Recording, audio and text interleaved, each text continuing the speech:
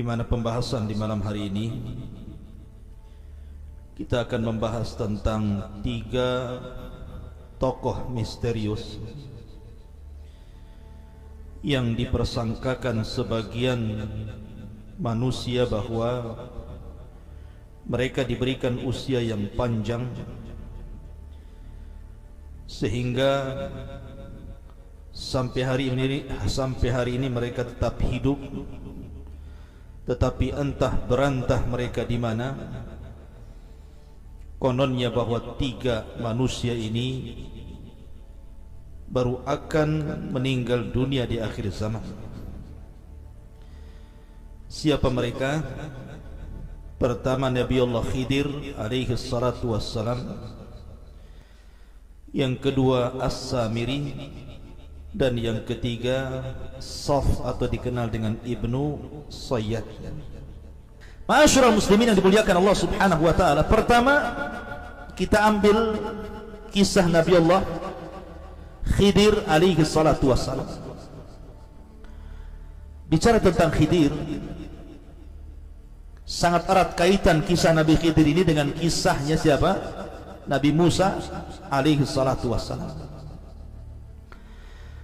Jadi suatu ketika Nabi Musa alaihi salatu wassalam ini sedang berceramah di tengah-tengah Bani Israel. Tiba-tiba ada yang nyeletuk satu orang dan mengatakan, "Ya Musa, apakah di sana ada orang yang lebih alim dibandingkan dirimu?" Tiba-tiba Musa mengatakan, "Tidak ada. Tidak ada orang yang lebih alim dibandingkan diriku." Musa lupa mengucapkan insyaallah. Gara-gara itu akhirnya Allah Subhanahu wa taala menghukum Nabi Musa. Karena seolah-olah Musa ini menampakkan takaburnya, seolah-olah tidak ada orang alim dibandingkan dirinya. Kemudian dia lupa mengucapkan insyaallah. Akhirnya kemudian Allah Subhanahu wa taala mengatakan, ada seseorang yang saleh namanya Khidir. Dia memiliki ilmu yang tidak kau miliki, maka carilah Khidir, belajarlah kepada dia. Akhirnya Nabi Musa alaihi salatu wassalam ditemani Yusha ibn Nun mencari-cari Khidir alaihi salatu wassalam sampai akhirnya berjumpa di antara 2 pertemuan air lautan. Entah berapa lama Nabi Musa itu mencari Khidir. Yang jelas bahwa akhirnya Allah Subhanahu wa taala takdirkan berjumpa. Dari situlah Musa kemudian belajar banyak hal dari Khidir.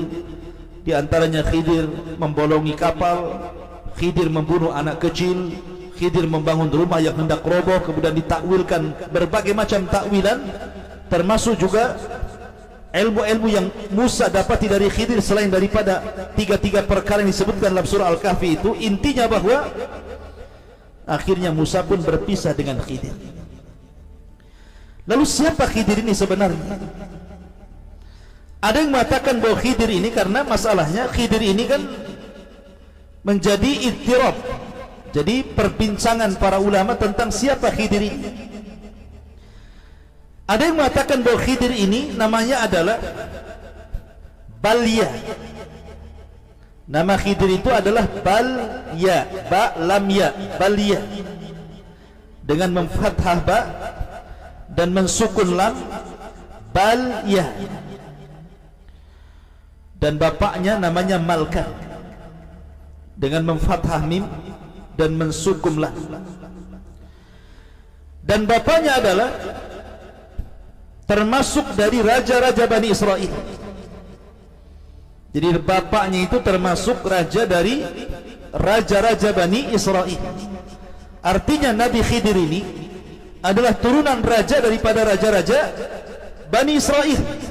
Tetapi Khidir ini tidak mau menjadi raja. Dia lebih baik lari dari istana, kemudian fokus untuk beribadah kepada Allah Subhanahu wa taala, sehingga Khidir menjadi rajulun saleh, orang yang saleh, yang diperselisihkan para ulama apakah dia seorang nabi ataukah dia seorang wali. Bagi yang mengatakan Khidir seorang nabi, karena Khidir punya mukjizat, salah satunya adalah disebut Khidir diambil dari khadra. Jadi umpamanya ini tanah tandus, kering kelontang, kemudian Khidir lewat di situ kemudian duduk, maka tiba-tiba akan tumbuh rumput, akan tumbuh tanam-tanaman, akan tumbuh tumbuh-tumbuhan, sehingga bumi gersang menjadi hijau karena dilintasi Khidir. Maka disebut Khidir karena setiap melintas di yang gersang jadi hijau. Namanya kan bukan Khidir. Khidir itu diambil dari mukjizat dia, namanya Balyah, anak dari seorang raja dari raja-raja Bani Israel. Ma'asyiral muslimin yang dimuliakan Allah Subhanahu wa ta'ala, menjadi perbincangan para ulama ketika sebagian para ulama menganggap bahwa Khidir itu adalah masih hidup. Sampai hari ini Khidir itu tidak mati karena tidak dijelaskan kematian. Tetapi bagaimanapun, nas-nas Al-Quran seperti surah Al-Anbiya ayat 34, wa ma ja'alna li ahadi min qablikal khulda afa imitta fahumul khalidun, dan kami tidak jadikan kepada siapapun sebelum wahai Muhammad ada orang yang kekal tidak mati. Apakah kalau engkau mati mereka tetap kekal? Artinya mustahil. Semua orang itu kullu nafsin dha'iqatul maut, setiap jiwa itu pasti mati. Kemudian juga Allah Subhanahu wa ta'ala berfirman dalam ayat yang lain tentang masalah keumuman firman Allah Subhanahu wa ta'ala, kullu nafsin dha'iqatul maut, setiap jiwa pasti akan merasakan mati. Setiap jiwa pasti akan merasakan kematian. Al-Imam Asy-Syinkiti rahimahullahu ta'ala, Al-Imam Asy-Syinkiti rahimahullahu ta'ala, beliau mengatakan bahwa sesungguhnya Khidir itu sudah mati. Kenapa demikian? Karena pertama, zahir daripada umum firman Allah Subhanahu wa ta'ala, wa ma ja'alna li ahadi min qablikal khulda afa in mitta fahumul khalidun, dan kami tidak menjadikan seseorang dari manusia ini sebelum wahai Muhammad mereka kekal. Apakah kalau engkau meninggal mereka akan tetap kekal? Tidak mungkin. Kalau engkau meninggal mereka juga meninggal. Ini yang pertama. Yang kedua, Nabi SAW bersabda dalam perang Badar, Allahumma in tahlik hadhil isabah min ahli Islam lam tu'bad fil ardi abad. Ya Rabb, kalau kau hancurkan kami yang sedikit ini, kalau aku sampai mati dalam perang ini dan sahabat-sahabatku sampai terbunuh semuanya, maka engkau tidak akan mendapati termasuk ahli Islam yang akan menyembahmu di permukaan bumi selamanya. Artinya bahwa tidak ada lagi orang yang menyembah Allah kalau seandainya Rasul dan para sahabat ketika itu wafat dalam perang Badar. Kalau memang Khidir masih hidup, tentu Rasul tidak akan mengatakan seperti itu, karena walaupun seandainya Rasul kemudian meninggal dan para sahabat, di sana ada Khidir. Tapi Nabi SAW mengatakan umum, kalau kau hancurkan kelompok yang sedikit ini, tidak akan ada orang yang menyembah dirimu ya Rabb.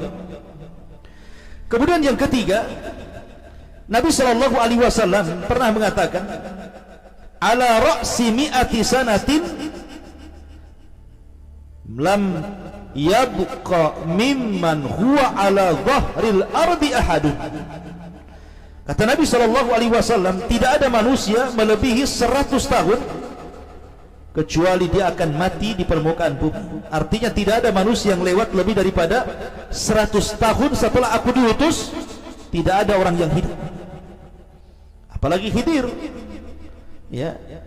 Kemudian kalaulah seandainya Khidir itu hidup sampai zaman Nabi SAW, tentu Khidir tidak mungkin membiarkan Rasul SAW dihina, dicaci, dimaki, diintimidasi, bahkan diancam untuk dibunuh. Pasti Khidir akan datang menolong Rasul, berperang bersama Rasul, mengikuti agama Rasul dan memperjuangkan dakwah Rasul. Tapi kenapa di zaman Rasul Khidir tidak muncul? Menunjukkan bahwa Khidir itu sudah wafat jauh-jauh hari sebelum Nabi SAW diutus. Dan itu juga disebutkan oleh para ulama bahwa Khidir alaihi salatu wassalam pendapat yang kuat adalah sudah meninggal dunia. Ma'asyiral muslimin yang dimuliakan Allah Subhanahu wa taala, saya akan sebutkan beberapa pendapat para ulama. Di antaranya pendapat Hasan Al-Basri. Qala Al-Hasanu innahuma, berkata Hasan Al-Basri, sesungguhnya Khidir sudah meninggal. Wa qala Ibnu Munawi la yathbut hadis fi baqaihi, kata Imam Munawi tidak ada satupun hadis yang tertetapkan tentang hidupnya Khidir sampai hari ini. Wa qala al-Imam Abu Bakr Ibn al-Arabi mata qabla inqidha'il mi'ati, Khidir sudah meninggal setelah lepasnya 100 tahun sebelum diutusnya Nabi SAW. Termasuk juga Imam Bukhari rahimahullahu ta'ala ketika ditanya tentang Khidir dan Ilyas, apakah keduanya masih hidup, maka Imam Bukhari memfatwakan bahwa keduanya sudah mati. Dan banyak lagi pendapat para ulama yang mengatakan bahwa Khidir itu sudah mati, kecuali Al-Imam At-Tabari menukilkan pendapat dari sebagian para ulama yang mengatakan bahwa Khidir itu masih hidup, dan ini diyakini oleh orang-orang sufi bahwa Khidir itu masih hidup di tengah-tengah kita, entah berantah di mana dia, yang jelas dia masih hidup sampai hari ini. Tapi wallahu alam, al-ilmu indallah, bahwa pendapat yang kuat bahwa Khidir itu sudah meninggal dunia. Wallahu alam, sebagaimana tadi pendapat para ulama. Kemudian yang kedua, kisah Samiri. Kemarin kita sudah menjelaskan sedikit tentang kisah Samiri. Samiri ini namanya Musa ibn Dhafar, dan Samiri disebutkan 3 kali dalam surah At-Taha. Dan Samiri adalah tokoh yang merupakan tokoh-tokoh munafik yang ada di tubuh Bani Israel di zaman Nabi Musa. Bahkan dia membuat kekacauan ketika Nabi Musa safar selama 40 malam untuk mendapatkan mandat Taurat. Tiba-tiba Samiri membuat patung anak sapi yang bersuara, kemudian memerintahkan manusia untuk menyembah patung sapi dan mengatakan, inilah Tuhan kita. Dan Musa bingung mencari Tuhannya, padahal Tuhannya ada di sini kan. Akhirnya kemudian ketika Musa alaihi salatu wassalam datang, sampai papan Tauratnya kemudian dibanting dan berkecai, akhirnya dia marah kepada Harun sehingga mengambil janggut dan kepalanya, seolah-olah Harun membiarkan ketersesatan Bani Israel sepeninggal dirinya. Tapi Harun mengatakan, ya Musa, bahwa aku sudah berusaha, tapi mereka berani kepada aku dan mulai mengancam membunuhku. Berbeda dengan dirimu, kuat dan kau ditakuti. Akhirnya setelah itu Musa pun memanggil Samiri. Dengan lembutnya Musa mengatakan, wa ma khatbuka ya Samiri. Samiri, apa yang membuat engkau menyesatkan Bani Israel? Kata Samiri, yang membuat aku menyesatkan mereka adalah hawa nafsuku, katanya. Maka dari situ Nabi Musa mengatakan, idhab fa innalaka fil hayati an taqula la misas wa innalaka mau'idan lan tukhlafahu wangdur ila ilahika alladhi dhalta alaihi akifah. Kata Nabi Musa, kau pergi sana, tinggalkan kami di sini, pergi sana, dan engkau tidak mungkin didekati manusia dan manusia tidak mungkin mendekat kepada dirimu. Setelah itu Samiri pergi dan tidak tahu kabarnya. Setelah diusir oleh Nabi Musa alaihi salatu wassalam, Samiri ini pergi dan tidak tahu kabarnya. Ada yang mengatakan bahwa Samiri ini bersembunyi di segitiga Bermuda, kemudian akan muncul di akhir zaman sebagai Dajjal laknatullah alaihi, yang akan membawa fitnah terbesar di alam semesta ini. Tapi kita katakan bahwa Samiri bukan Dajjal, dan Dajjal bukan Samiri. Samiri bukan orang yang ditangguhkan seperti Dajjal usianya, tapi Dajjal ditangguhkan sampai di akhir zaman dan baru akan mati di tangan Isa ibnu Maryam. Ada yang berdalil mengatakan seperti ini. Kenapa Samiri itu Dajjal? Pertama, Samiri ini mampu melihat malaikat. Samiri ini bisa melihat malaikat Jibril, sehingga mengambil bekas pijakan kaki kudanya Jibril, padahal dia bukan seorang nabi. Padahal dia bukan seorang nabi, kok bisa melihat malaikat? Kalau bukan Dajjal berarti siapa? Kan gitu. Maka kita katakan bahwa melihat malaikat tidak mesti kemudian dikatakan Dajjal. Karena sahabat Nabi SAW, Abbas bin Abdul Muttalib, ketika ditawan dalam perang Badar, kemudian dia mengatakan, siapa yang menawanmu? Kata Abbas menceritakan bahwa yang menawanku seorang laki-laki yang berbaju putih, menggunakan kuda putih, kemudian dialah yang kemudian menangkap dan mengikat diriku. Kata Nabi SAW, faqad ayyadakallahu bimalakin karim, bahwa yang menangkapmu, mengikatmu adalah malaikat. Malaikat. Lah Abbas melihat malaikat di sini.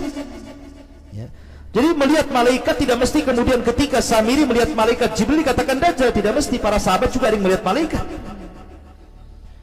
Bahkan Abu Sufyan pun menceritakan kepada Abu Lahab, ketika kekalahan dalam perang Badar, dia melihat ada sosok yang berpakaian putih menunggang kuda putih kemudian menghantam tentara orang-orang Quraisy. Dan dia katakan, aku melihat itu semua. Sampai kata budaknya Fadl Ibn Abbas ini, mengatakan, itulah malaikat yang menolong kaum muslim. Maka Abu Lahab marah, kemudian dipukulnya budak Abbas itu. Ma'asyiral muslimin yang dimuliakan Allah Subhanahu wa ta'ala. Adapun tentang dalil yang kedua yang mengatakan bahwa kenapa Nabi Musa lembut kepada Samiri, sudah jelas-jelas Samiri ini menyesatkan Bani Israel, tapi kenapa dia lembut kepada Samiri dan mengatakan, wa ma khatbuka ya Samiri, kenapa kau lakukan itu wahai Samiri? Kenapa lembutnya Nabi Musa kepada Samiri? Karena mereka mengatakan karena Dajjal itu akan tersulut emosinya ketika emosi. Jadi Rasul mengatakan tidak mungkin Dajjal keluar sampai tersulut emosi. Maka Nabi Musa supaya Samiri itu tidak tersulut emosi, dia pelan-pelan. Maka ini pun bukan hujah bahwa Samiri itu Dajjal. Bisa saja memang metode Nabi Musa seperti itu. Ya. Apalagi kalau umpamanya kita katakan bahwa dia muncul di segitiga Bermuda, oh makin parah lagi, karena Dajjal itu tidak muncul dari situ. Dajjal itu muncul dari Khurasan, dari Asfahan bersama 70.000 Yahudi Asfahan, Iran. Tidak ada kaitan dengan segitiga Bermuda. Kemudian juga ukubah yang diberikan kepada Samiri ini, di mana Nabi Musa kemudian mengatakan, engkau pergi, engkau tidak akan ada manusia yang mendekati kamu, dan engkau tidak mungkin mendekat manusia. Sementara Dajjal di akhir zaman itu mendekat manusia, berkumpul kepada manusia. Pertama dia mengaku Nabi, berakhir dengan mengaku Tuhan, kemudian jadilah dia Dajjal selama 40 hari. Jadi Samiri, Dajjal. Apakah Samiri sudah meninggal? Secara ayat-ayat umum, ya, Samiri sudah meninggal.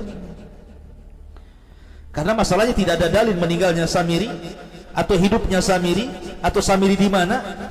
Al-ilmu indallah, bahwa ilmu itu ada di sisi Allah. Tetapi keumuman dalil tentang masalah apakah Samiri termasuk minal mungdharin, makhluk yang dikecualikan seperti iblis kemudian ditangguhkan usianya, dan juga seperti Dajjal, tidak ada dalil.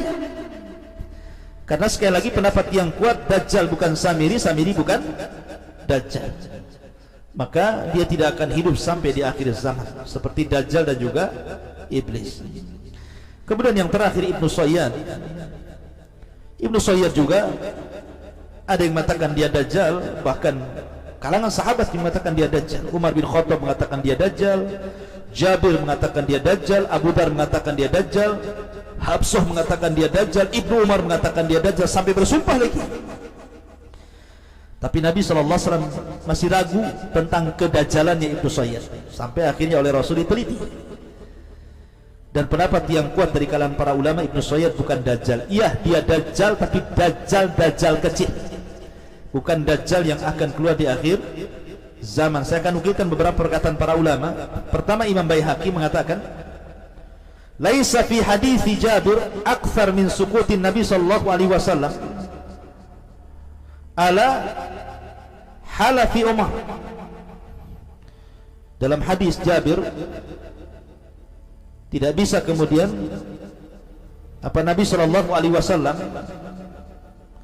diamnya Nabi sallallahu alaihi wasallam dalam hadis Jabir tentang sumpahnya Umar ini fayahtamilu an yakuna an-nabiy sallallahu alaihi wasallam kana mutawaqqifan fi amrihi thumma ja'ahu thabat min Allah bi annahu ghairahu ala ma taqtadihi qissat Tamim ibn Aus ad-Dari. Karena dalam hadis Jabir ketika Umar bersumpah bahwa Ibnu Sayyid Dajjal ini mengandung banyak kemungkinan.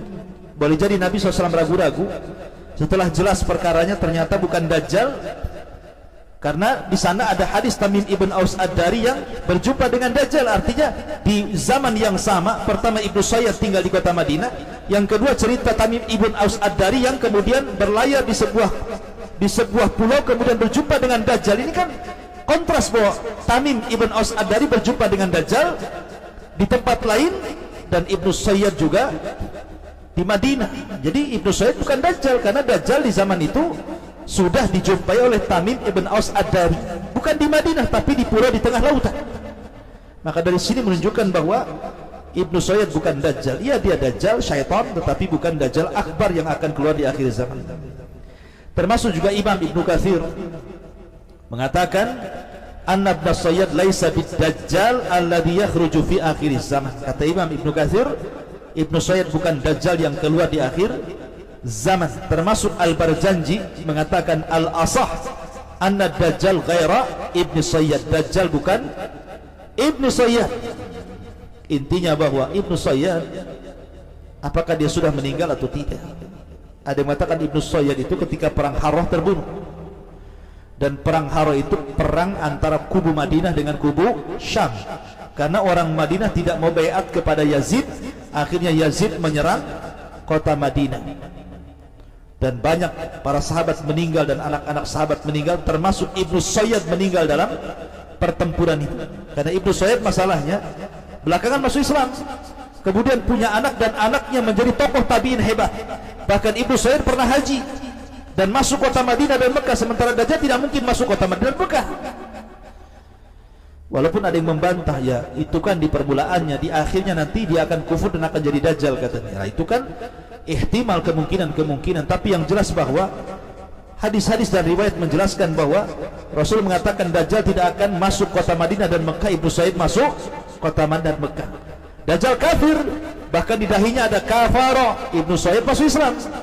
Kemudian Dajjal akim, tidak punya anak. Ibnu Sayyid punya anak, bahkan anaknya pemimpin tabi'in, seorang alim besar. Dan ada yang mengatakan bahwa Ibnu Sayyid terbunuh di perang Harrah. Ada juga yang mengatakan Ibnu Sayyid itu tidak terbunuh tapi hilang, sehingga terjadi prediksi bahwa hilangnya Ibnu Sayyid ini menjadikan Ibnu Sayyid tidak mati sampai hari ini, bahkan akan keluar di akhir zaman sebagai Dajjal akbar. Tapi sekali lagi ini pendapat yang sangat lemah. Pendapat yang kuat, Ibnu Sayyid bukan orang-orang yang ditangguhkan usianya seperti Dajjal dan seperti Iblis.